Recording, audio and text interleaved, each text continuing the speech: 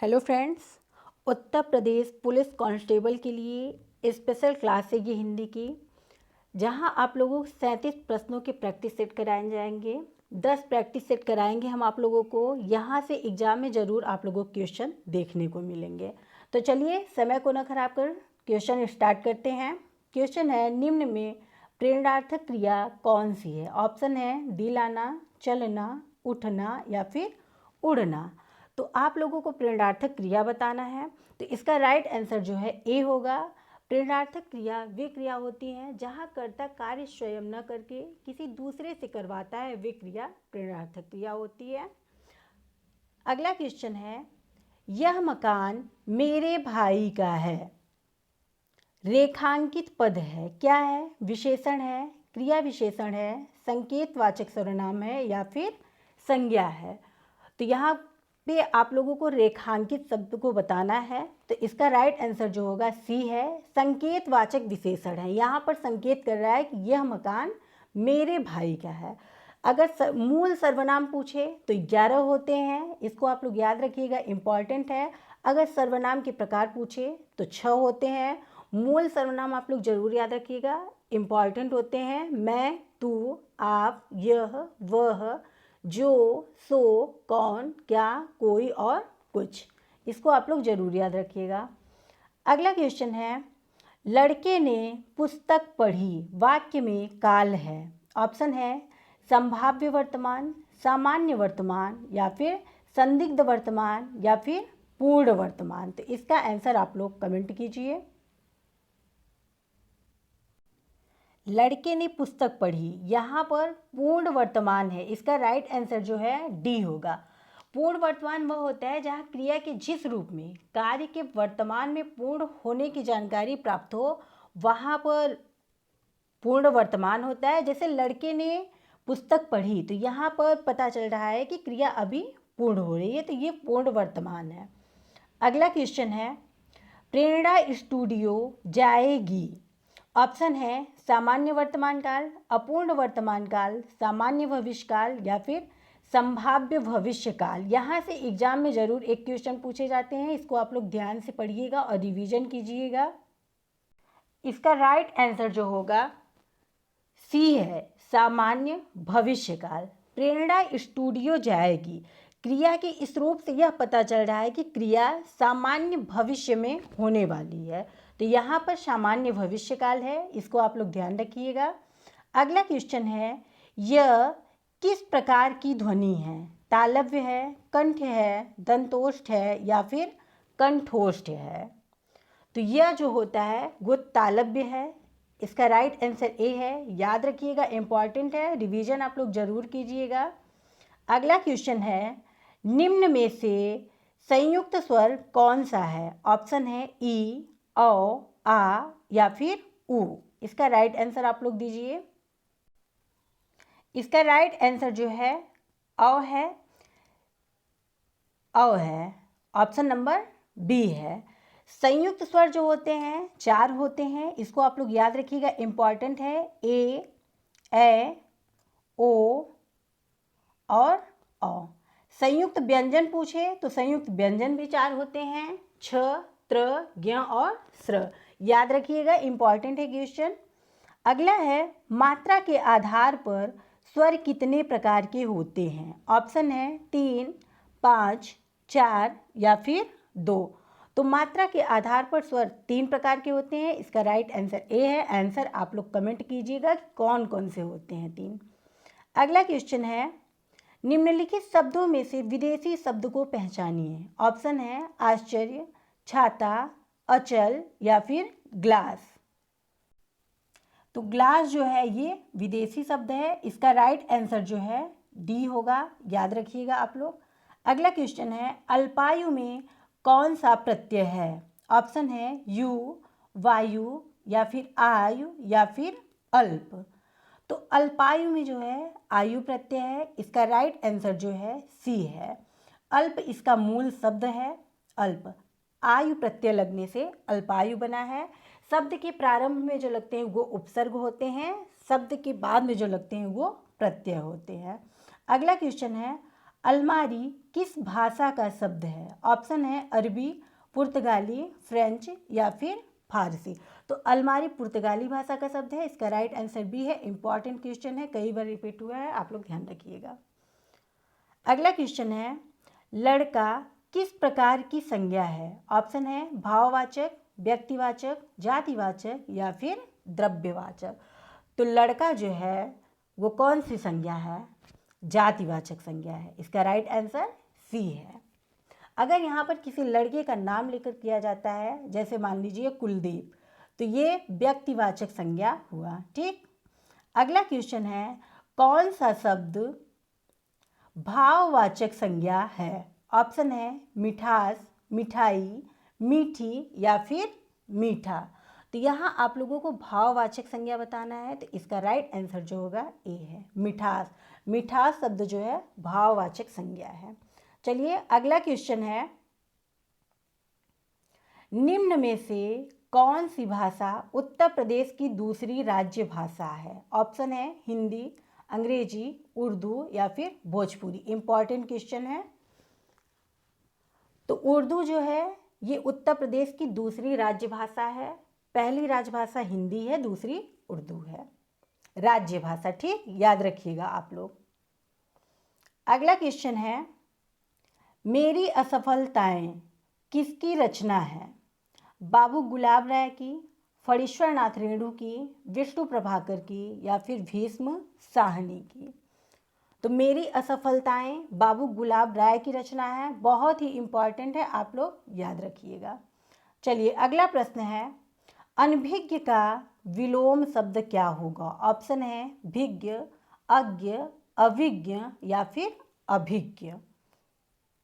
तो यहाँ पर अनभिज्ञ का विलोम जो होता है भिज्ञ होगा। इसका राइट आंसर ए है। यहाँ आप लोगों को बहुत ज़्यादा एक्सप्लेन नहीं करेंगे, क्योंकि बहुत ही इम्पॉर्टेंट है। आप लोग मॉक टेस्ट देते रहिए। हिंदी ऐसा सब्जेक्ट है कि यहाँ से आप लोग, अगर आप लोगों ने 37 में से 35 प्रश्नों को सही किया तो समझिए आपका सिलेक्शन पक्का होगा।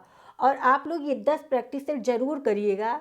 इससे आप लोगों को बहुत ही हेल्प मिलेगी कि आप लोगों के 32 से 33 क्वेश्चन जरूर सही होंगे। चलिए अगला क्वेश्चन है, अटल बिहारी वाजपेयी हिंदी विश्वविद्यालय की स्थापना कहाँ की जा रही है? ऑप्शन है दिल्ली, लखनऊ, पटना या फिर भोपाल। इसका राइट आंसर जो है डी है। अटल बिहारी वाजपेयी हिंदी विश्वविद्यालय की स्थापना भोपाल में की जा रही है। इंपॉर्टेंट क्वेश्चन है, याद रखिएगा। अगला क्वेश्चन है, अप्सरा किसका उपन्यास है? ऑप्शन है सूर्यकांत त्रिपाठी निराला, बी है जयशंकर प्रसाद, सी है जैनेन्द्र लाला, डी है श्रीनिवास दास। तो अप्सरा जो है सूर्यकांत त्रिपाठी निराला जी की रचना है। इसका राइट आंसर जो है ए। चलिए अगला क्वेश्चन है, निम्नलिखित में से किस संधि में अ धन ई का सही मेल हुआ है? ऑप्शन है गणेश, बी है चंद्रोदय, सी है परमौसद, डी है देव्यालय।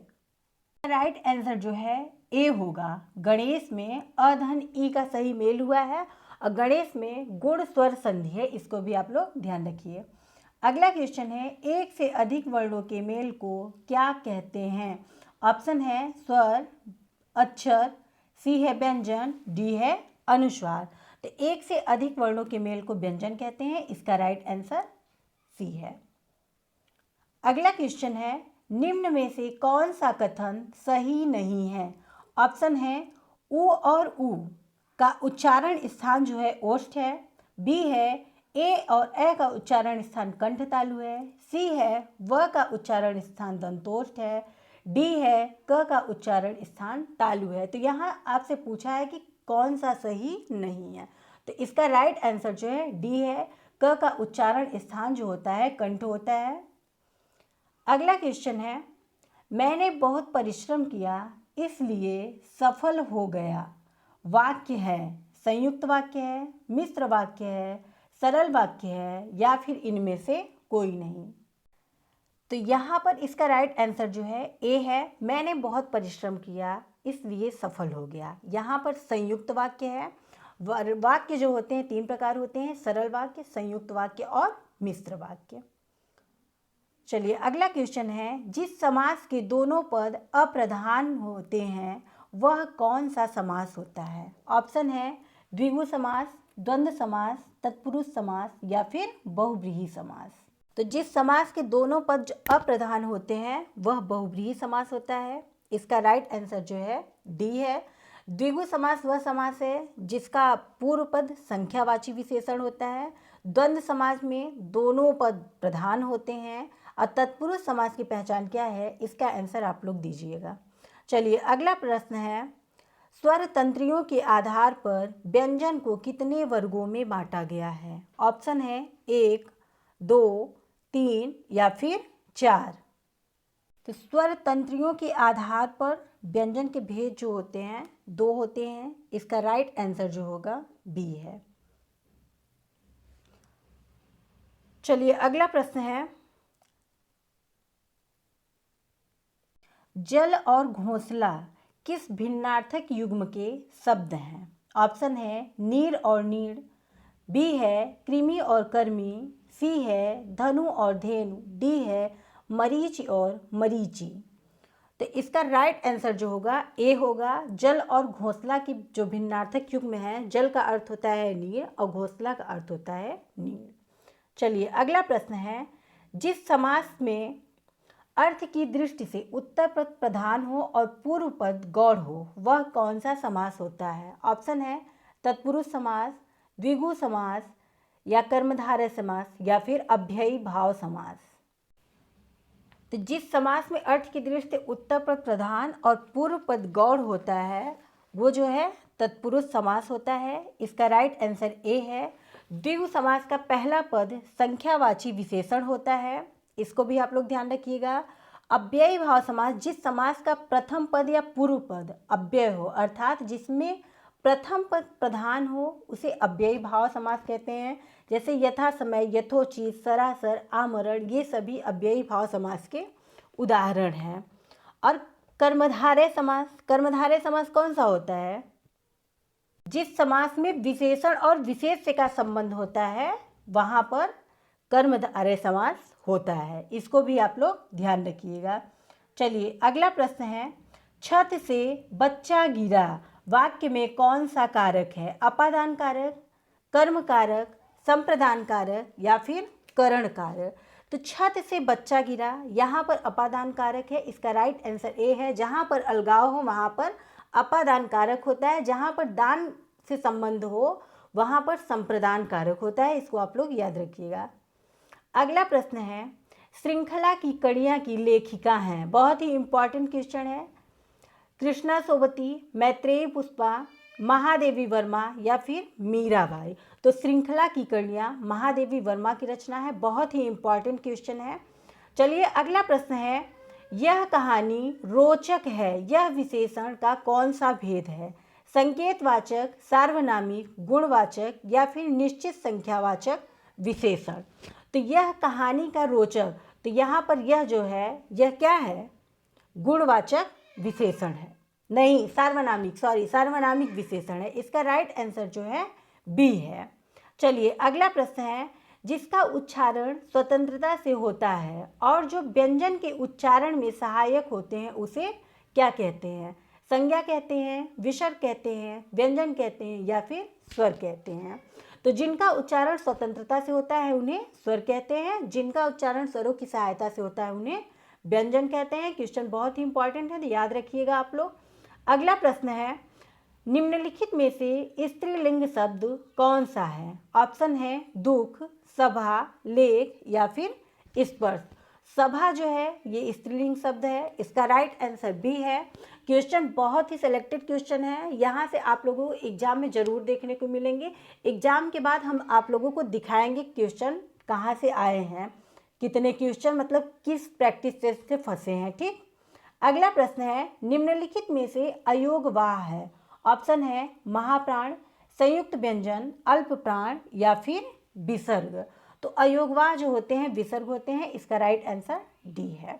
चलिए अगला प्रश्न है, वर्षा होती तो फसल अच्छी होती, कौन सा वाक्य है? ऑप्शन है निषेधवाचक वाक्य, आज्ञावाचक वाक्य, विस्मयवाचक वाक्य या फिर संकेतवाचक क्या? वर्षा होती तो फसल अच्छी होती, यहाँ पर संकेतवाचक वाक्य है, इसका राइट आंसर डी है। आप लोगों के यहाँ पर बहुत ज़्यादा एक्सप्लेन नहीं करेंगे, जो क्वेश्चन बहुत ही इंपॉर्टेंट है उसे एक्सप्लेन किया जाएगा ताकि कम समय में आप लोग अच्छे से रिवीजन कीजिए। अगला प्रश्न है, इनमें से देशज शब्द कौन सा है? ऑप्शन है फुनगी, चाय, कैची या फिर तूफान। तो फुनगी शब्द जो है ये देशज शब्द है, इसका राइट आंसर ए है। चाय, कैची और तूफान ये विदेशी शब्द हैं। चलिए अगला प्रश्न है, व्याकरण की दृष्टि से प्रेम शब्द क्या है? ऑप्शन है विशेषण, भाववाचक संज्ञा, क्रिया या फिर अव्यय। तो व्याकरण की दृष्टि से प्रेम जो है वो भाववाचक संज्ञा है, इसका राइट आंसर बी है। भाववाचक संज्ञा वह संज्ञा होती है जो दिखाई नहीं देती, उसे सिर्फ महसूस किया जाता है, वो भाववाचक होती है। अगला प्रश्न है, छंद का सर्वप्रथम उल्लेख कहाँ मिलता है? ऑप्शन है ऋग्वेद, यजुर्वेद, सामवेद या फिर उपनिषद।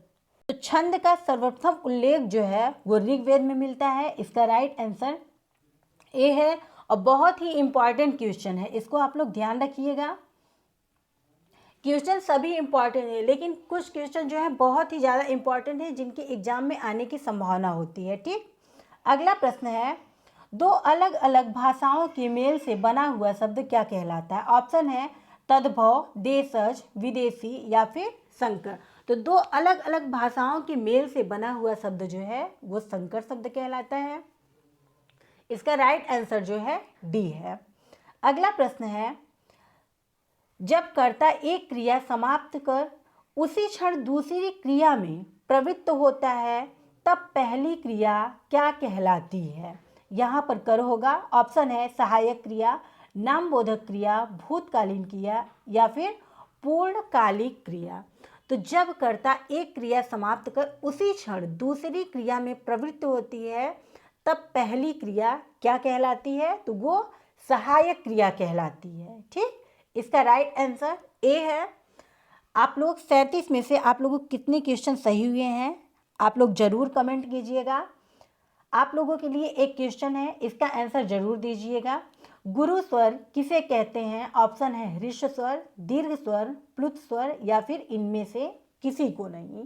ठीक, तो आप लोग अच्छे से पढ़िए और रिवीजन कीजिए, ज़्यादा से ज़्यादा प्रैक्टिस सेट करने की कोशिश कीजिए। आप लोगों को इसी चैनल पर हिंदी के बहुत सारे प्रैक्टिस सेट कराए गए हैं जो कि बहुत ही इम्पॉर्टेंट है यूपी पुलिस कांस्टेबल के लिए, उसे जाकर ज़रूर देखिएगा।